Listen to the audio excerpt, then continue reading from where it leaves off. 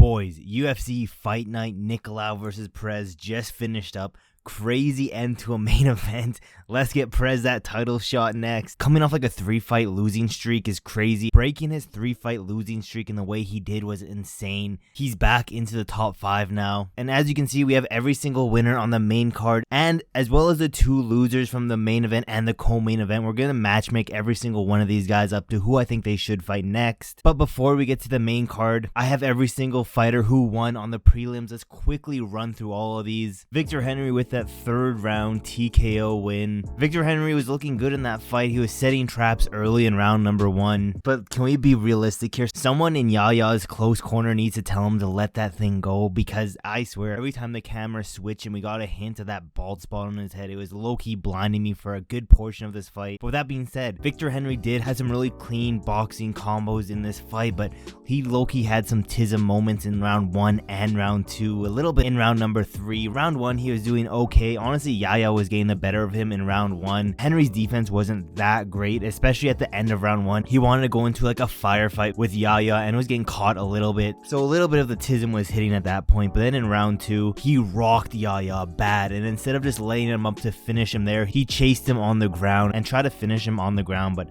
didn't happen. Same thing round 3, except it happened way earlier. But regardless, eventually got it done. His finishing IQ is just not as good as I thought it was. But with that being said, he did get the win tonight. I want to see him a little bit higher up the ranks against Douglas Andrade. A good fight for Victor Henry. He just beat Yaya, who was ahead of him in the rankings. So giving him another opponent that's a little bit higher than him in the rankings. And yeah, let's move over. Austin Hubbard. Austin Hubbard got the decision win over Michel Figlak. Honestly, Figlak let me down a little bit in this fight. I thought Figlak would have won this one. Decent first round on the feet. Hubbard did have some really easy takedowns throughout the fight, but Figlak didn't take that much damage during it. But the kicks were really adding up for Austin. You could see pretty much immediately in round 1, after a few kicks to the ribs, that his ribs were starting to get nice and red. And yeah, pretty much in this fight, whoever was putting on the pressure was winning the fight. Austin Hubbard was putting on the pressure more than Figlak, so he did win the fight. Yeah, let's give him someone a little bit higher up the rankings. Austin Hubbard versus Francisco Prado. Good fight for both of these guys. They're both going to be relatively on the same schedule to get back into the cage. But with that being said, let's move up to the heavyweight division. Dontel Mays defeated Caio Machado. And I said it in my prediction videos, Dontel Mays is just going to be the stronger,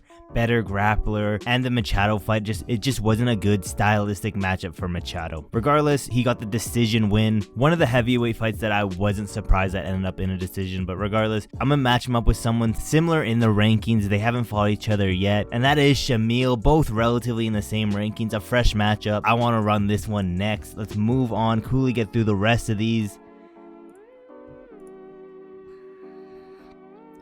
Ketlen Souza versus Marinik Man. Ketlen Souza just dominated her in the first round and in the second round. Pretty much just dominated her all 3 rounds. Marinik Man has a crazy chin on her. I'm not talking just by the size of it, but just all around. It's a good chin. She got hit a bunch of times with some clean combos. Got rocked a whole bunch of times, but stayed in there until the very end. That being said, Ketlen Souza, I want to see her bumped up in the rankings. Let's give her Maritina Marzo. Again, a good jump up the rankings, as well as they're both on the similar schedule to get back into the octagon. Moving up, Chris Padilla coming into this fight on short notice. His debut in the UFC against James Lontop, and he looked amazing in this fight. James Lontop showed he had zero respect for Chris Padilla's submission threat, and he paid for it in this fight. Padilla was super explosive with his takedowns. Lontop had some super fast and hard leg kicks, but at the end of the day, the takedown and James' disrespect for Chris's submission threat paid the price.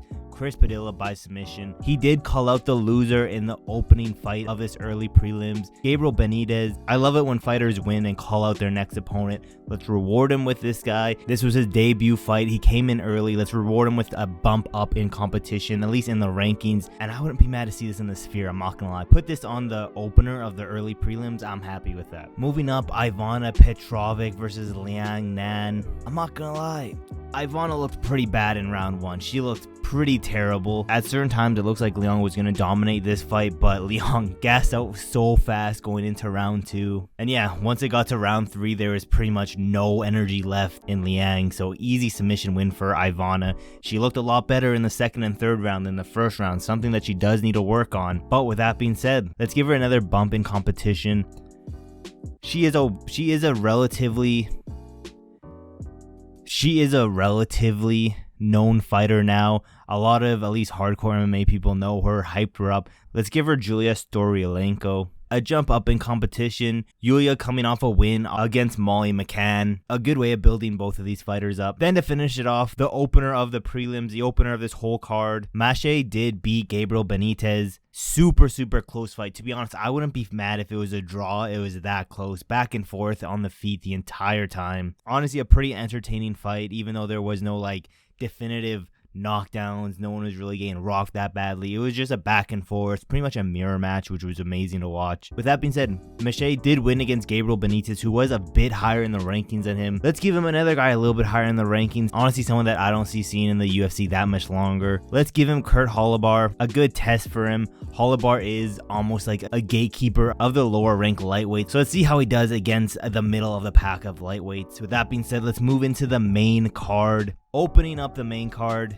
Medić did defeat Tim Means by a crazy uppercut win. It was one of the best knockouts of the night.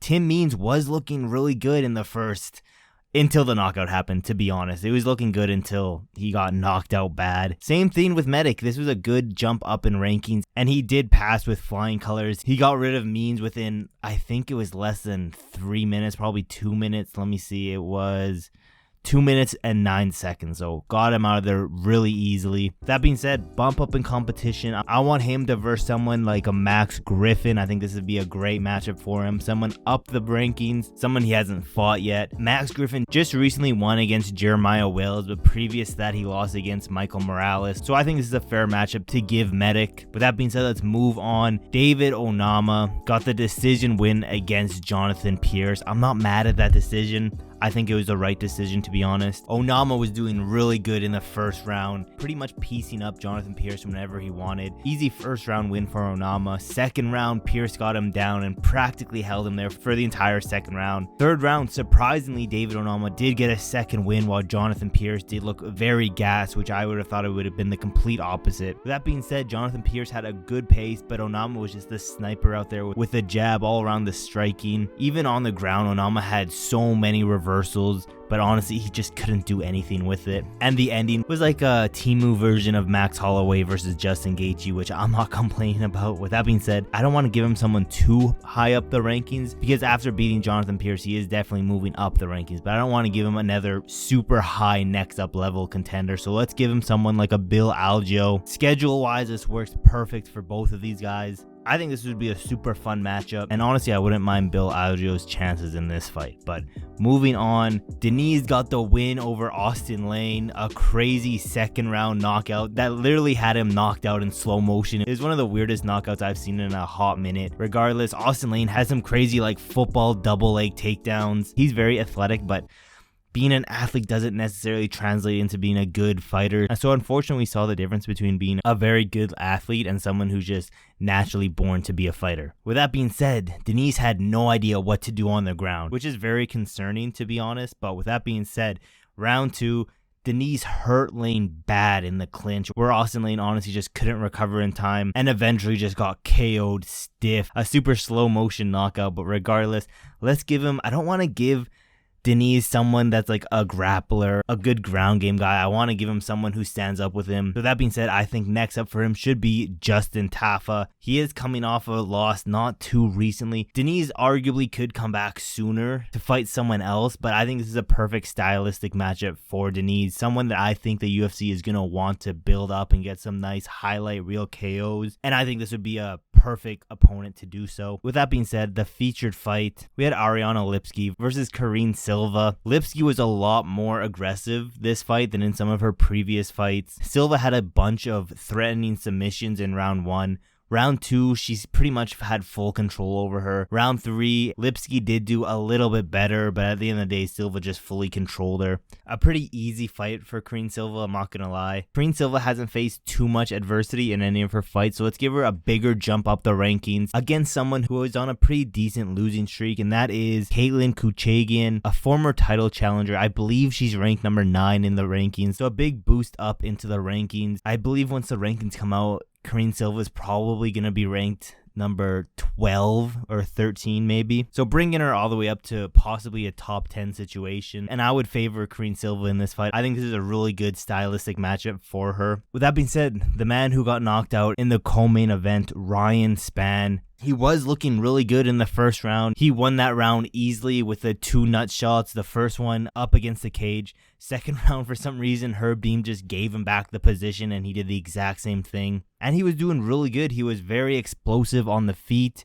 Super easy takedowns. But then Guskov came back to get that round 2 KO. But with that being said, a fresh matchup for Ryan Spann, someone he hasn't fought yet. Also, Ryan Spann is going to go down the rankings a lot after this fight, unfortunately. But I think he should take on someone like Kennedy Neshekshku. I don't even know how the hell you say that last name, but Kennedy. Both of them not having the best few fights. I believe this is Ryan Spann's second loss in a row, so his rankings definitely going to go down quite significantly after this fight. And yeah, a fresh matchup, a good bounce back fight for Ryan Spann. I'm not going to lie. I think this is a good, favorable fight for Ryan Spann. With that being said, this isn't like a complete washout fight for Kennedy. He definitely has opportunities where he could win this fight. But with that being said, the winner of the co-main event, Guskov, honestly, he has a pretty solid chin on him. Ryan Spann did hit him a few times flush and he didn't even flinch. Decent gas tank too. You would think he would have gassed out after a whole round of pretty much getting wrestled, but it was actually Ryan Spann who got gassed out. That being said, let's give him another jump up the rankings. He already got jumped up the rankings for this Ryan Spann fight. He made it look pretty easy, so let's give him another jump up in the rankings against Volkan Oezdemir. A dangerous fight for both of these guys. This is one of the 50-50 type matchups. Oezdemir is one of those like gatekeepers for the high-end division, and yeah, I think this is a perfect fight for each of these guys. Both of them schedule-wise, like I said, a lot of this stuff I try to match up that would work good scheduling-wise. And Oezdemir isn't scheduled to fight anyone. He hasn't fought in a good time. I think this is a perfect match to make next. Let's move over to the main event. A crazy main event. Honestly, I don't think anyone really expected this to happen. Everyone, including myself, was writing out Alex Perez as a washed-up contender. But in the first round, coming up with some crazy combos, body, head. He wasn't just only sticking to headshots. He was moving to the body. It seemed like Nicolau could just never get his footing right. He couldn't get any shots off. He countered Perez with one, I believe, like a check hook, but honestly, Perez ate that like it was nothing. Perez was pretty low down the rankings. Nicolau decently high, so you know that their rankings are going to be pretty much reversed after this one. Nicolau is going to plummet in that flyweight ranking. So let's give him someone decently low, a good comeback fight for him. Cody Brundon, a good fresh matchup. Neither of these fighters have fought each other yet, so love to see that. I honestly hate seeing pointless rematches, so it's good seeing these guys haven't fought each other. And I don't know, maybe we overhyped Matheus Nicolau just a little bit, because honestly, if he shows up the way he did against Alex Perez, I don't even know if he gets past Cody Brundon. So let's give him Brundon, see how he actually fares, see if we overhyped him or not. This is just a really weird fight to watch, seeing how just bad Matheus Nicolau did look. So let's give him Brundon, see how he fares against that, see if he's better or worse than we actually expected him to be. With that being said, moving to the winner of the main event, Alex Perez.